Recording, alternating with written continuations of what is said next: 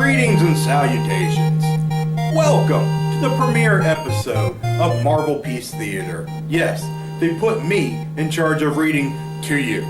I am your host, Marvelous Matt Bish, and today we're going to start with the greatest movie ever. And then we don't talk about the other ones. We are going to read the junior novelization of Jurassic Park. Jurassic Park.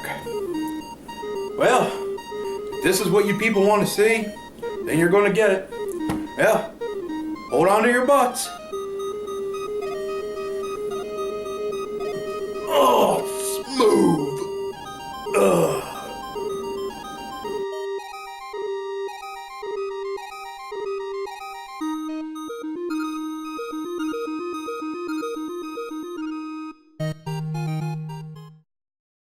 Prologue.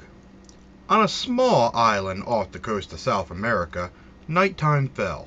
Searchlights clicked on. Suddenly, a tropical jungle was brightly lit.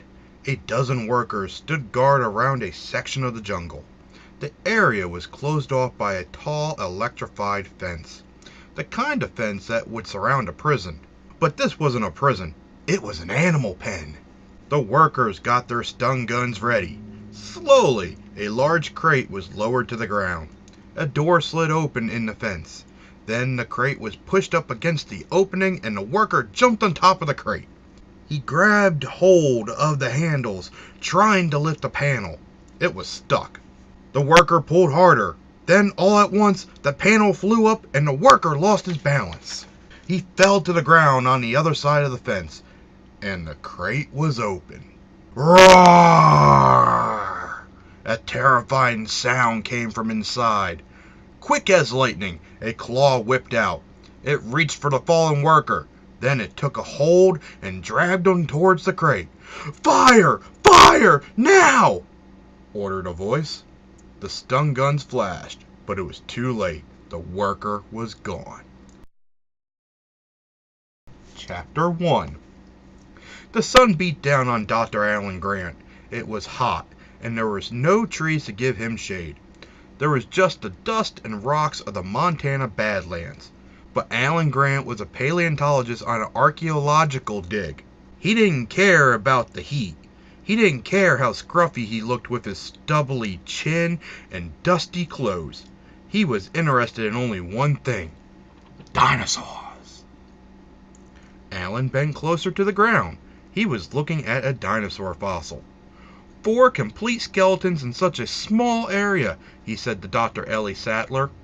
These raptors probably hunted as a team. The Tentinosaurus bones over there must have been left over from lunch. Ellie, a slim blonde woman, leaned closer to the fossil. She studied the bones too. "Dr. Grant, Dr. Sattler," called a volunteer from across the dig. "We're ready to try the computer again." Alan sighed. He didn't want to leave the excavation site. "I hate computers," he muttered to Ellie as they headed back to the base camp. Alan didn't care for the camp either. It was like a circus, with tents everywhere and grown-ups and kids running around. "Why do these volunteers have to bring their kids anyway?" Alan asked. Ellie didn't answer. She knew how Alan felt about kids. For some reason, he just didn't like them. Alan and Ellie walked into one of the tents. Inside, volunteers were grouped around a computer screen. They were looking at a dinosaur skeleton. A radar pellet had been shot into the ground and around the fossils. They could see the entire skeleton without digging it up. "Velociraptor?" Ellie asked Alan. "Yes, good shape, too. Look at the bone in the wrist. No wonder dinosaurs learned to fly." A volunteer laughed. "Dinosaurs? Fly? Obviously, you haven't read my book," Alan said to him. "Many dinosaurs have more in common with birds than reptiles. Even the word raptor, as in velociraptor, means bird of prey." A boy stepped forward to look at the screen. "Doesn't look very scary," he said. "It looks more like a 6-foot turkey." Alan looked the boy over. "Not scary, huh? Try to imagine yourself in the age of dinosaurs. You move into a clearing, but the raptor knew you were there a long time ago. It bobs its head and moves like a bird. You keep still. You think if you don't move, he won't see you. That would work with the Tyrannosaurus Rex, but not the Velociraptor.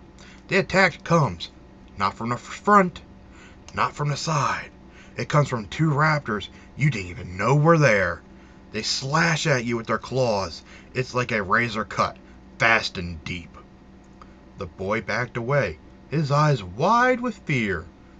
So try and show a little respect, Alan said as he left the tent. Ellie came up from behind him. If you wanted to scare him, you could have just pulled a gun. Alan shrugged. He felt a little sad, but he just didn't like kids. They were always in the way. You know, he said, me and kids. You old fossil, Ellie said, giving him a hug. Ellie loved Alan, but he could be so annoying, especially when it came to kids. She wondered if he would ever change. If not, could they have a future together? Suddenly, a strong wind sprang up. Dirt and sand flew everywhere, and a roaring noise filled the air. A helicopter was landing. An elderly man got out of the helicopter. Alan was furious. Who was this man? Why had he flown in that helicopter? Didn't he realize that there was a dig going on? But before Alan had a chance to say anything, the man introduced himself. John Hammond, he said. It's nice to finally meet you, Dr. Grant. John Hammond, the name sunk in, and Alan realized he was talking to the man who was funding the excavation. I can see my money has been well spent, Mr. Hammond continued, looking around. But I'll get right to the point. I own an island off the coast of South America. I spent the last 5 years setting up an animal preserve there. It's really fantastic. Our attractions will send kids right out of their minds. But there's this lawyer. He says I need experts to look over the park. I'd like you to give your okay. You know, say that it's safe. Endorse it. I'd like you to come down for the weekend. I already have a jet waiting. What kind of park is it? Asked Alan. It's... John Hammond paused, smiling. Right up your alley. Dennis Nedry sat at an outdoor table in a restaurant, waiting impatiently. He was a large man with a big grin, but his eyes were cold and the grin was nasty. Very nasty. Nedry watched as a taxi pulled up to the curb and a man carrying a briefcase got out. Over here, Dotson, Nedry called to him, still grinning. Dotson headed over, then slid his briefcase across the table. You shouldn't use my name, he said in a low voice. Dotson! Dotson! Dotson! Nedry said, even louder as he took the briefcase. Nedry didn't care if he made Dotson mad. He only cared about the money he was going to make. Dotson's company wanted something Mr. Hammond already had. Dinosaur specimens. They wanted to clone dinosaurs too. And as the designer of Hammond's high-tech security system, Dennis Nedry could help them. For a price, of course.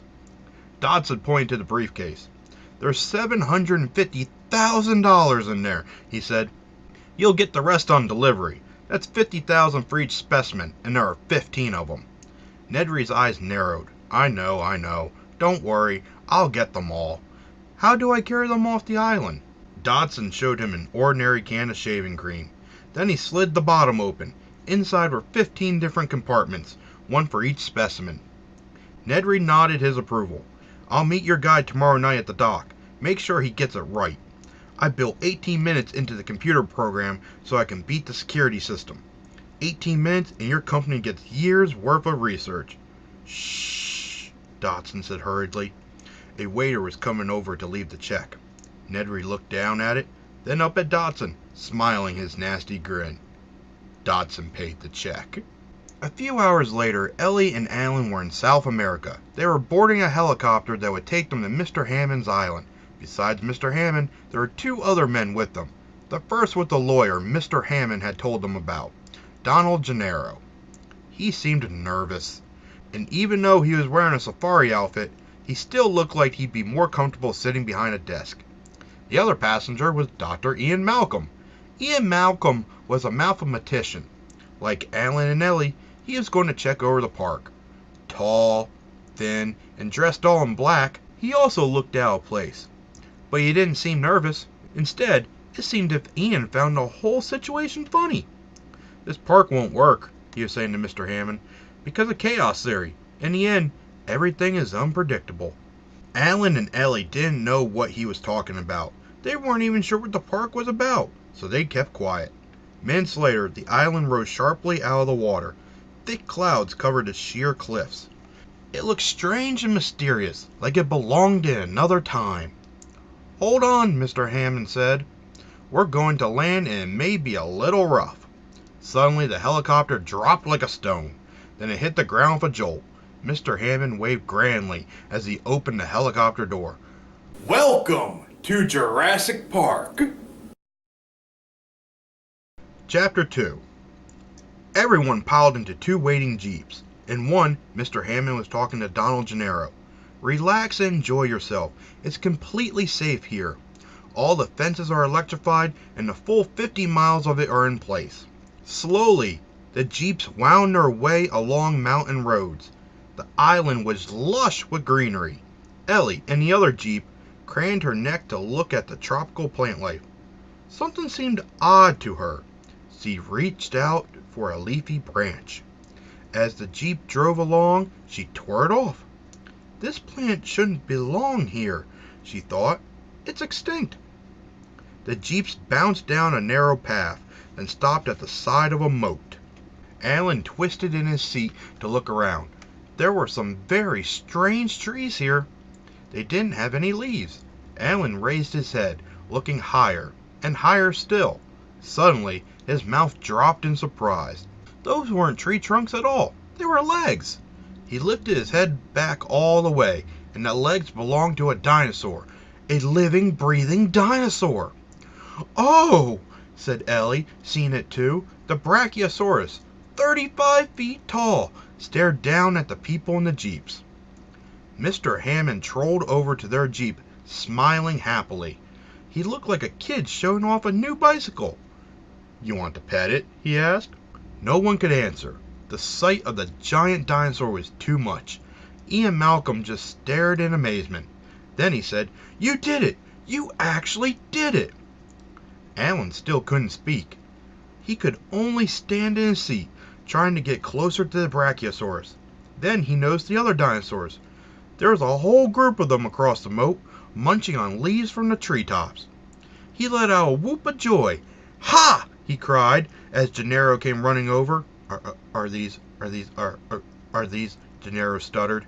"They're herbivores," Mr. Hammond said. "Relax, they only eat plants." Gennaro seemed to calm down, but Ian Malcolm couldn't resist teasing him a little. "It could still step on you," he said. Finally, Alan and Ellie found the words they were looking for. They both began to talk at the same time. "The movement, the grace. It's not what," Alan said. "The experts said," Ellie continued. "We can just tear up the rule book," Alan finished for her. In the distance, a herd of dinosaurs ran across the grassy plain. "Look," he said, "they move. In herds," said Ellie. "We were right." Now, everyone was chattering excitedly, but the Brachiosaurus didn't take any notice. It had a dull, pleasant expression on its face, and as it stretched its long neck across the moat and passed right in front of the jeep, its expression didn't change. Gennaro drew back in alarm, but the dinosaur was just reaching for some nearby leaves. A moment later, the dinosaur pulled back, dropping branches on the hood like a dribbling baby. Mr. Hammond led Gennaro back to the first jeep. The car started up again and everyone kept talking as they drove through the park. "The dinosaurs are amazing," said Alan and Ellie. "The park would be a wild success," said Gennaro. All his fears were forgotten. They were going to make millions. The only one who kept quiet was Ian Malcolm. As the jeeps pulled away into the main compound, he said one word: "Crazy!" and he shook his head in dismay. The main compound was a large area fenced in from the rest of the park. Inside were 3 structures. Walkways led from one structure to another, and workers bustled all around. They were completing the buildings, finishing walls, placing bars in the windows. There was still a lot to do. Only one structure was complete, and it wasn't even a building. It looked more like an animal pen. Mr. Hammond took everyone to the biggest building. It was the visitor center. In the lobby, 2 huge skeletons were under construction. a Tyrannosaurus Rex, and a Brachiosaurus. As the group walked past the scaffolding, Hammond started to explain the park. It will be the biggest, best amusement park in the world. I'm not just talking about rides. We made living, breathing attractions so astonishing they'll capture everyone's attention. Now I bet you're wondering how these dinosaurs got here. Well, it's all part of the miracle of cloning. We made the dinosaurs from blood samples. Where do you get 100-million-year-old dinosaur blood? Said Ellie. You'll see, said Mr. Hammond, leading everyone into a theater. The lights dimmed as everyone took a seat. Then a film came on the screen. A cartoon character that looked like two pieces of rope twisted together into view. I'm Mr. DNA. I come from your blood. Your blood has billions of DNA strands. A strand like me is a plan for building a living thing. I'm a blueprint for how something grows. Now, a long time ago, there were mosquitoes, just like there are today.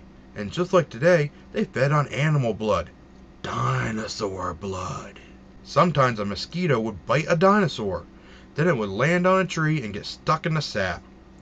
After a long time, the tree sap would get hard and turn into a fossil, just like dinosaur bones turn into fossils. This fossil, called amber, would keep the mosquito exactly the way it was when it bit the dinosaur. Then the amber waited for millions of years until Jurassic Park scientists came along. They took the blood from the mosquito and bingo! They got dino DNA! But there were pieces missing, so the scientists filled the gaps with frog DNA. Why? Because it's so similar. Then they put the DNA into an empty ostrich egg. Pretty soon, they got a baby dinosaur. Suddenly, bars came down on the seats and the chairs began to move. Alan and the others were taken through automatic doors into a laboratory. The room was bathed in a strange glow, an ultraviolet light that covered dozens of ostrich eggs. Quickly, Alan lifted the bar on his seat. He ran over to a table. One of the eggs was just cracking open. A tiny dinosaur had popped out. Look, said Alan. The others rushed over. Mr. Hammond smiled. I like being here for the birth of every dinosaur, he said. But you can't be, Ian put in. What about the dinosaurs born in the wild? That can't happen, Mr. Hammond answered. You see, all the dinosaurs are female. Ian didn't believe him. How do you know? You go into the park and, lift their skirts?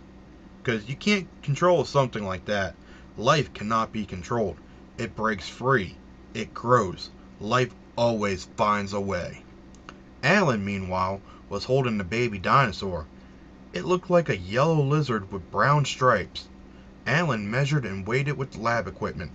He counted the bones running along its back. It can't be that kind of dinosaur, he thought. No one would take that kind of chance. What species is this? He asked. It's a velociraptor, said Mr. Hammond. You breed raptors? Said Alan. His voice trembled just a bit. Chapter 3. The raptors were kept in an animal pen right in the compound. Alan rushed over, the others following behind. We planned to show you the raptors after lunch, Mr. Hammond said, trying to lead Alan back to the visitor center. But Alan was intent on seeing the dinosaurs. He leaned in close to the fence, making sure not to touch it.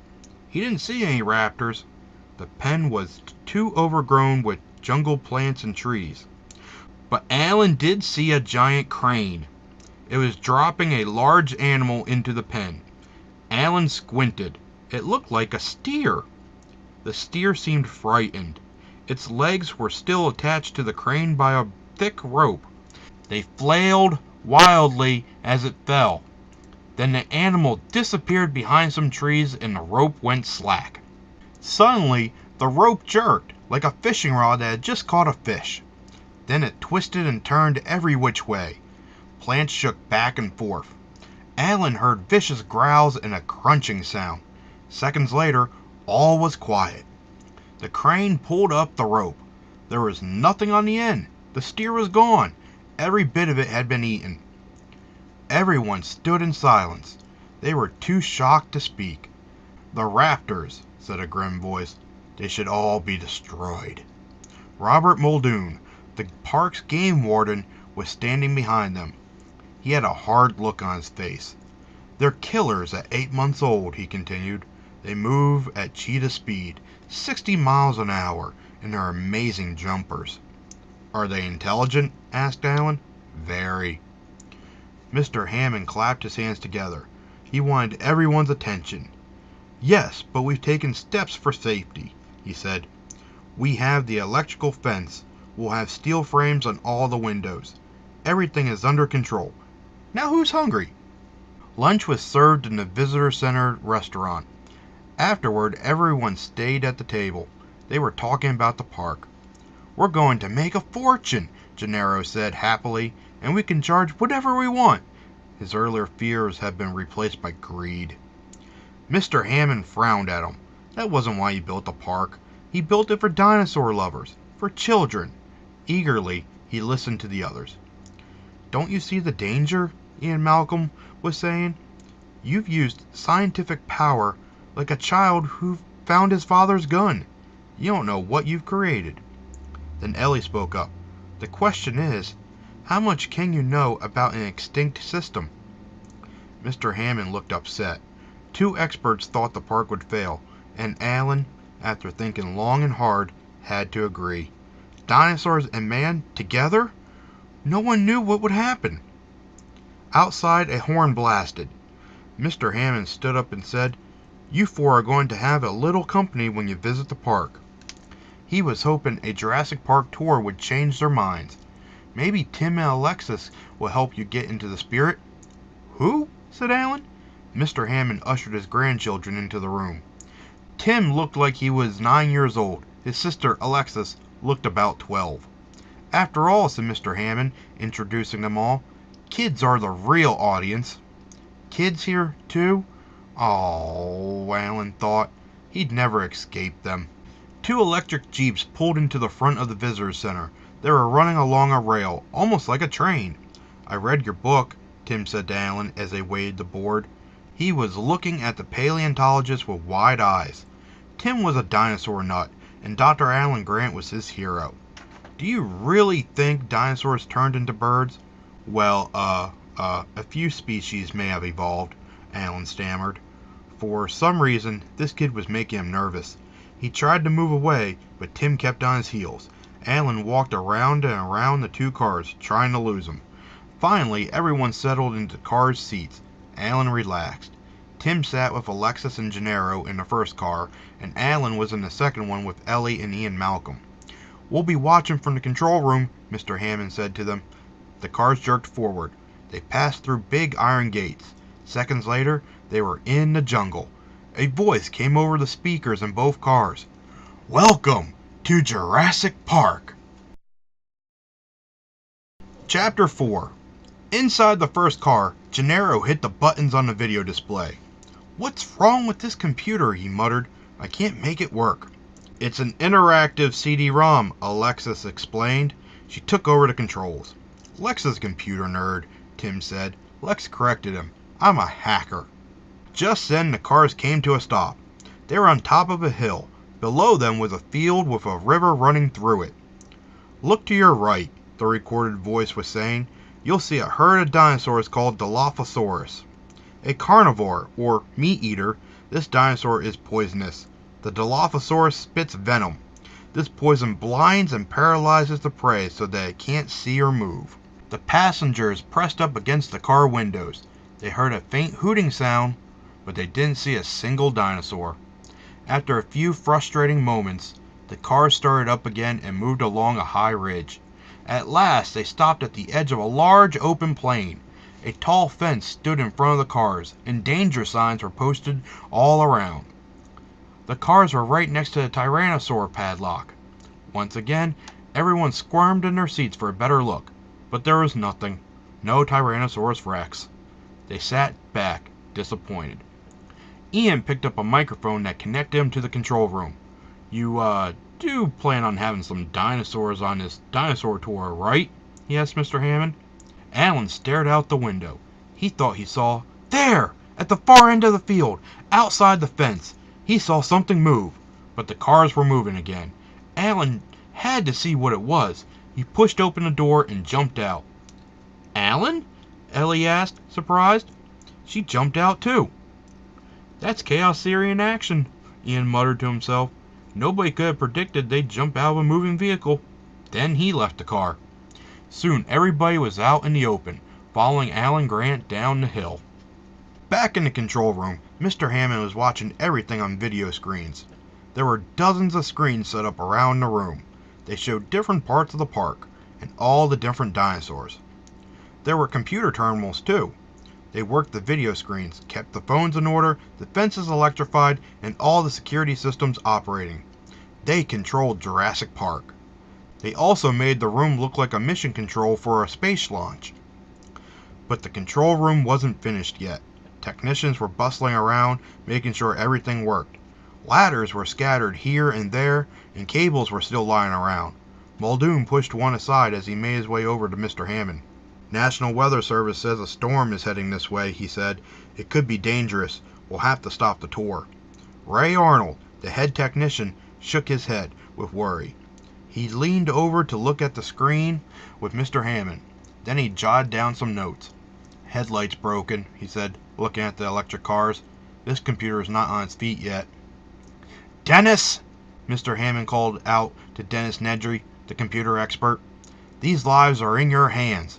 Then his eyes widened in shock. Alan and the others were leaving the car! Dennis Nedry wasn't interested in a tour group, or in the problems with the computer system.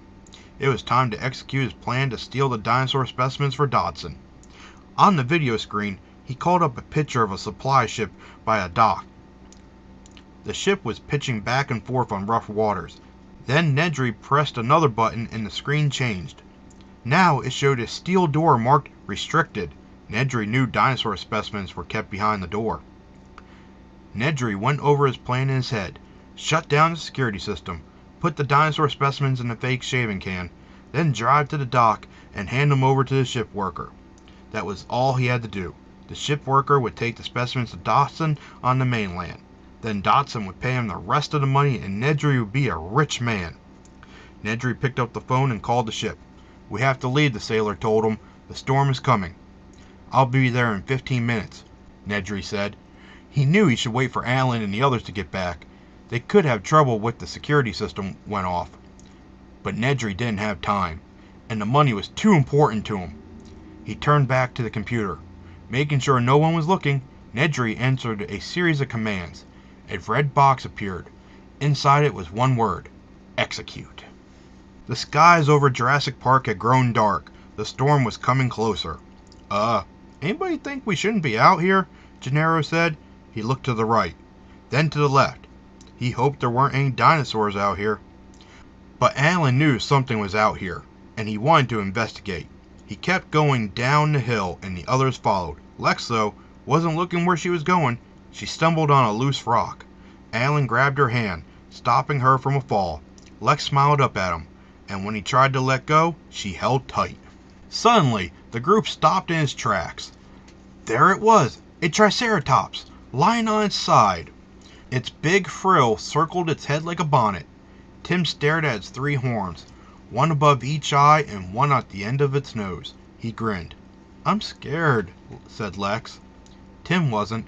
He ran right up to the dinosaur, with Alan right behind. Poor Trike, thought Alan, it's barely moving. Next to the Triceratops crouched Dr. Jerry Harding.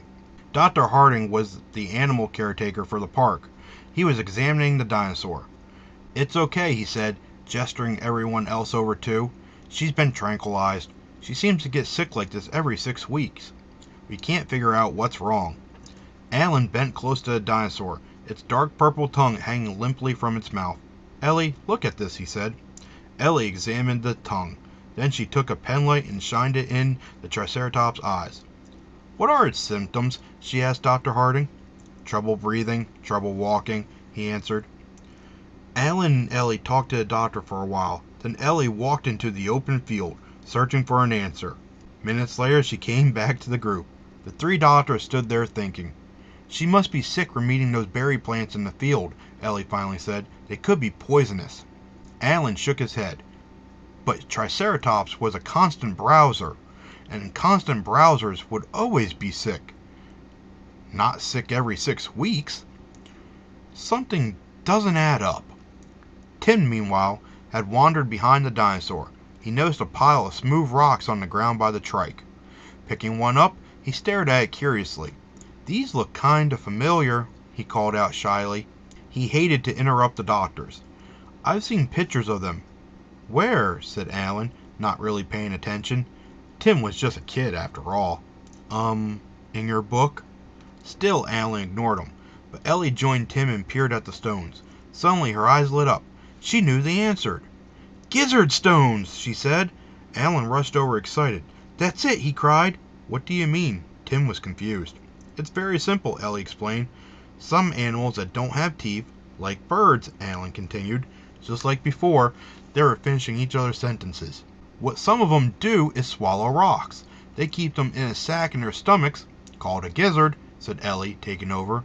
"This gizzard helps them mash their food, and what happens is after 6 weeks," Alan said, "the rocks get worn smooth, so the animal regurgitates them, barfs them up," Ellie added for Tim's benefit, "and swallows fresh ones. And when the Triceratops did," Ellie finished triumphantly, "it swallowed poisonous berries and got sick." "Good work, Tim!" Alan just grunted. Just then Gennaro broke into the conversation. "Doctors, if you please, I have to insist we get moving." The sky was even darker now. Thunder rumbled. Whoosh! A strong wind swept through the trees. "I'd like to stay with Dr. Harding," Ellie said, "and spend more time with the trike." "Sure," said Dr. Harding. "I've got a gas-powered Jeep. I can drop her off at the visitor center before I take the boat out of here." Lightning flashed. Gennaro was already pushing Tim and Lex back to the cars, while Ian Malcolm trailed behind. "Go ahead, Alan," Ellie said as the rain began to fall. Alan felt strange leaving Ellie. He had a feeling that something would go wrong. But Ellie was determined to stay, so he followed the others. A minute later, he raised his hand to wave, but Ellie wasn't looking. Then Ellie had the same idea. She waved to Alan, but it was too late. Alan had his back turned and was already up the hill. Ellie sighed.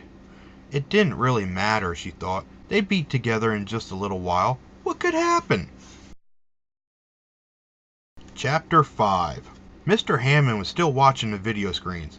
"Good," he said. "They're in the cars again." The rain was coming down in driving sheets now.